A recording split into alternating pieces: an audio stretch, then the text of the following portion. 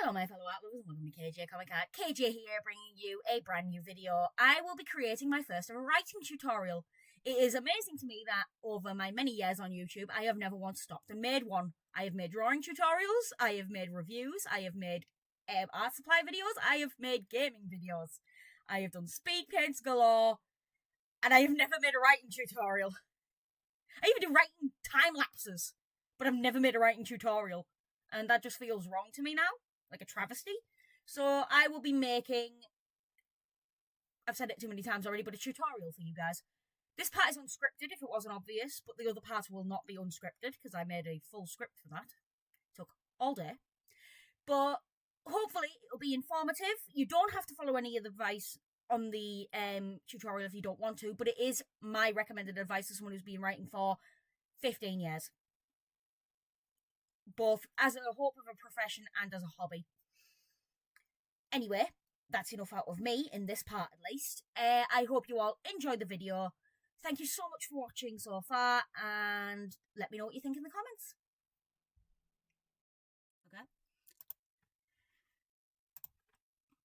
Okay, to start with, you're going to want to build a world. This is mostly for those who wish to create original stories. However, fanfiction writers should think twice before skipping ahead, as even a fanfiction needs some form of world building to make a realistic and concise character. On my screen are two examples of world building. One is a modern day setting with sci-fi and alternate universe elements, while the other is a high fantasy with magical and fantastical elements, and as a result the planning needed for them differs.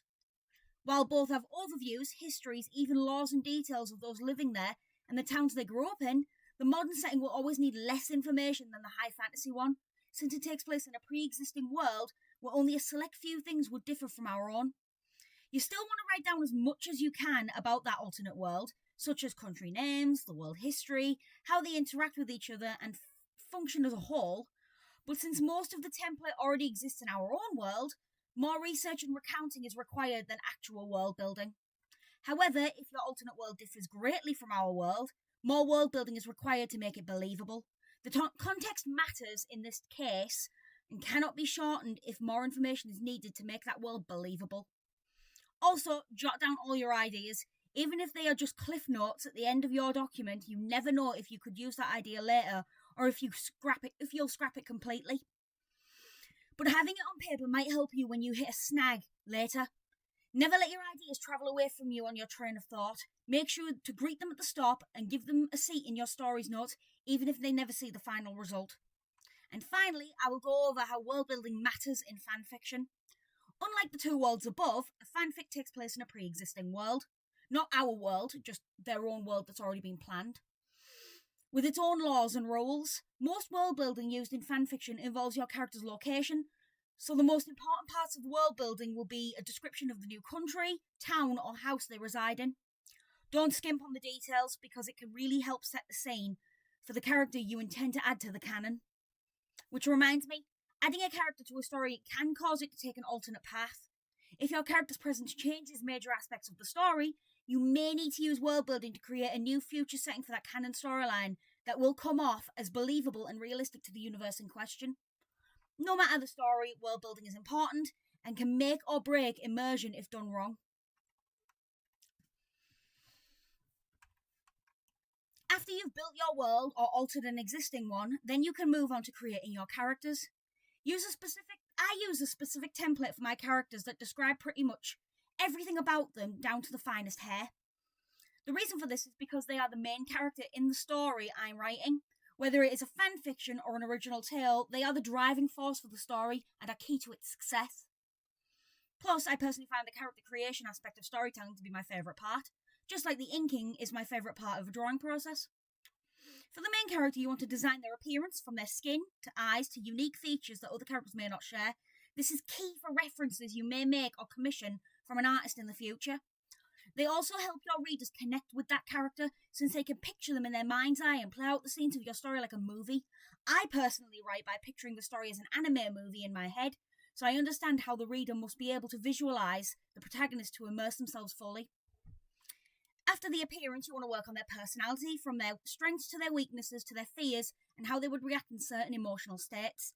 This matters the most, because a poorly written personality can make your character come off as flat or one-dimensional. and will cause a reader to disconnect as they grow bored of your story's main selling point. To create a three-dimensional character, you want to focus all your attention on making them believable, balance their strengths and weaknesses so they're not overpowered, and can be outwitted or overwhelmed depending on the storyline they are experiencing. I personally give my OCs, or original characters, more weaknesses than strengths, because a human being is built on their struggles, and not many can arguably list more strengths than weaknesses for themselves. The reason you want to add how they react to certain emotions is to have a simple template for situations in your story that would make them feel those emotions. All the major emotions should be listed, and alongside a basic stereotype for your character, you want to add detailed descriptions of how they react to the other emotions so that you can make them more well-rounded. If your character is fearless, how would they react if they were suddenly overwhelmed with fear? Something they rarely, if ever, experience. Those details matter in storytelling and can create some intense or even amusing moments that will keep your readers hooked. And finally, you want to create a backstory for your character. Some people only have a small list of important events from their character's formative years, but I don't. If I create a character, I map out their entire history in Cliff Notes format. Basically just bullet points with loads of details, but not proper polished versions of their story. From their birth to the event right before the start of the story, this means that I have a complete understanding of my character's life and what could have led them to the decisions they make in the story that may affect them later. For example, this is a fanfiction example, but it is an example. KayJay grew up in a relatively normal household, but as most people do in the Naruto universe, she became a ninja and experienced her fair share of fear and loss over the years. This led to her to develop a serious/sarcastic split in her personality that shifts depending on the situation. While not a split personality exactly, this is a subconscious defense mechanism she instilled upon herself without realizing, to protect those under her care and ensure no one died under her command ever again. This detail makes itself known subtly throughout my story, but only because I had the foresight to write it down, and other events that happened before the story takes place. Now that you've planned your character, you can create references for them using the appearance you've wrote down. Whether you create these yourself or commission an artist to do it for you is your business. I would personally avoid using AI though, because that does put artists out of business. And as an artist myself, I just hate AI art. It's some of it looks amazing, it's just not my thing. You don't need references, but having a visual of your character may make it easier to imagine them in your story. I plan my stories as they play out in my head, similar to an anime, so having a visual reference is a great way of helping that process. Plus, I enjoy making fan art of my characters, so having a reference ensures I don't make mistakes with their design, because the human memory is limited. And with that, you have your main character. Repeat these steps for other main characters in your story and some important side characters as well. Sometimes you don't need details on the characters to create them. I have some OCs that were written up on the spot, such as Ziero's friends and KayJay's family, but it is better to have a short character sheet for them at least, to avoid errors later down the line. These side characters don't need to have as many details as the main characters, but do jot down notes of their appearances, personalities, and a short backstory. It'll help you a lot later and ensure you don't need to reread your own chapters just to make sure you've got them right, something I still have to do because of those characters I mentioned. Now, we can move on to the bigger parts of story writing. With a world and its characters created, it's time to start planning the plot. This part of the tutorial applies to both fanfiction and original stories, so it is severely important. Taking everything you've learned, you should be able to plan a meticulous story from the details you already have. However, the first thing you want to do is separate your story into important events, listed in order so you know what to plan for. Start with the beginning, the middle, and the end, then fill in the gaps between. I usually plan my endings loosely to ensure that I can become flexible later should the beginning and middle play out differently by that point, but knowing your ending can help you reach it. Once you have all those major events jotted down, you can then work on the details. Depending on whether this is a fan fiction or an original story changes my process, so I'll start with my original story planning stages.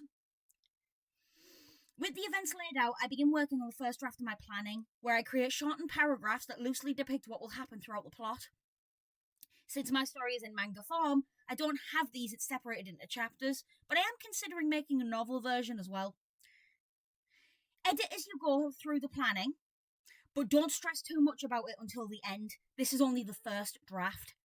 This gives you the chance to write out your scenes and change things to better suit the growing plot, allowing you flexibility but cementing the events in your mind so you can add more details later. Once the first draft is complete, I can start working on the second draft.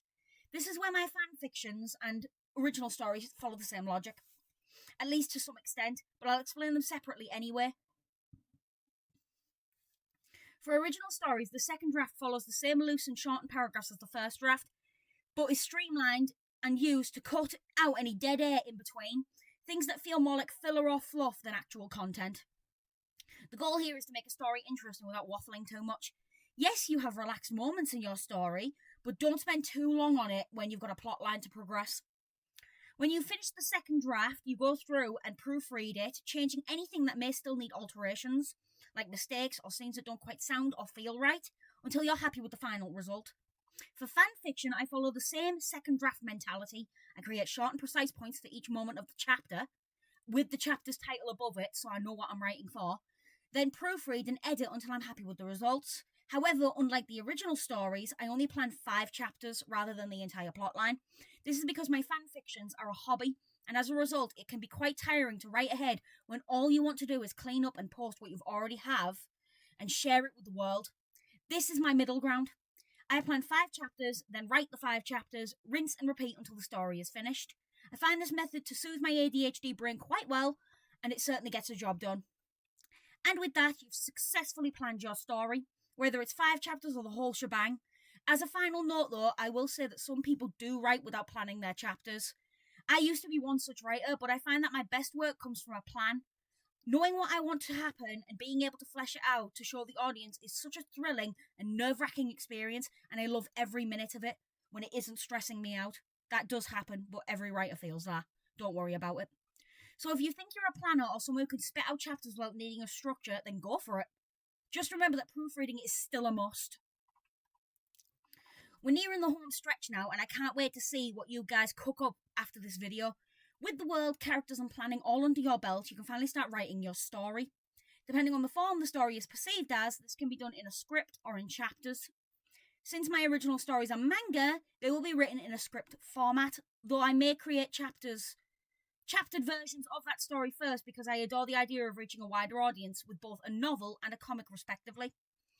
But for fanfiction, the chapter version is what you want to go with, because scripts can be clunky to read and are more for separating actions and dialogue for drawing or acting rather than enticing a reader. This also applies to planning original stories that are not comics.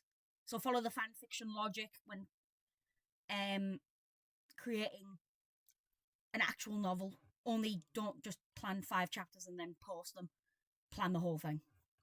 Whatever your format, you will now put both pages side by side on your screen and begin to write from the planning you created. The reason you do this is because you will be completely rewriting it on an empty page while following the plan to ensure you don't miss something you may have wanted to put into that sequence. Depending on the detail of your planning, this may feel like copying and pasting with extra steps, but it is a needed part of the process, believe me. You will be writing the planning in a style, a format that will entice the readers, and as a result you will need to add more than details to the new document. Descriptors you wouldn't apply in planning to give it a flair needed to hook people's attention.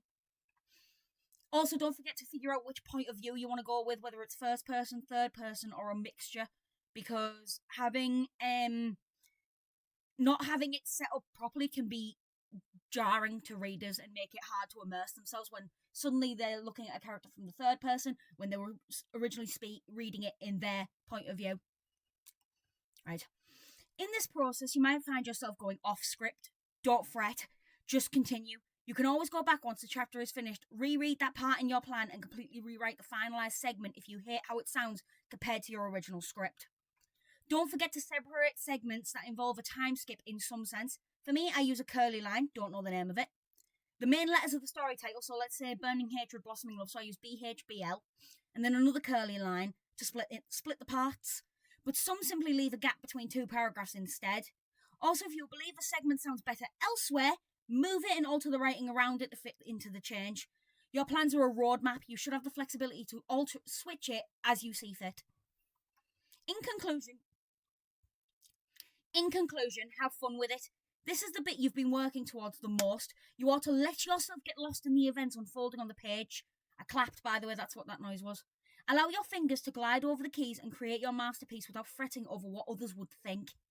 This is your moment, your time to finally put all that blood, sweat and tears into the written word. Enjoy yourself. And while you're creating this for others, remember that you should write what you enjoy reading, because somewhere out there, someone else is looking for that exact story to indulge in. Now we're on the home stretch. After everything you've done so far, you've got a finished chapter, a story laid out in front of you. All you need to do is proofread it and fix anything that may sound off or is spelled incorrectly. Personally, reading aloud helps me find the sentences that have poor grammar, but sometimes just reading them again without the flow of the keys distracting you can help you see the flaw in your work. You don't need to read it out loud, basically. It's just when you're not writing it, it's easier to see the mistakes that you've made. So even reading in your head, reading it again is still very much needed. For fanfiction writers, this would be the finishing line even. All you need to do now is save your work, copy and paste a chapter into its own separate document, then post it on your chosen website. However, for original writers, I have one final suggestion for you. This isn't a must, but it is important if you do decide to make a living out of this. Find some beta readers, people in your life who would be willing to read your whole story and critique your work, whether it be red lines underneath it in a printed document or just pointing out if they didn't like something. This may seem daunting because they could point out something you're happy with, but it is a necessity. At least if you go with this route, this suggestion. If a few people dislike that portion of your story, you may need to make alterations before you post it or send it off to be published. While you should write what you want, remember that original stories are made for others to enjoy as well. They are a job more so than a hobby, so you need to think about the audience as well. But do write what you enjoy. Just make sure you're flexible enough to change it if it's not popular. A satisfactory experience for them is a must. Though don't take all the criticism you receive to heart. This is just part of the course for this line of work. If your beta readers love it and greenlight it, you are ready to send it to a publisher or pay an editor to give it another once-over to ensure it's ready for publishing companies to take grander at. I personally don't do this because I am not rich enough to pay an editor, so I've learned to edit myself. It's not as good as an editor doing it, but it's still there. I'm proud of... And at that point, I think once you've posted it, or once you've finished proofreading it, sending it to beta readers, maybe even sending it to an editor if you have the funds, you've done it. I am proud of each of you for making it this far through my very long-winded explanation, but congratulations, you've just finished your first step in writing a story. Now you just need to get some paper and a pen, or open a new Word document, and get started. Good luck, I believe in you. Anyway, that's enough out of me. I hope you enjoyed this tutorial. If you did, please like, subscribe and hit the notification bell to keep up to date with my content. Thank you for watching, and I'll see you all next week for another video.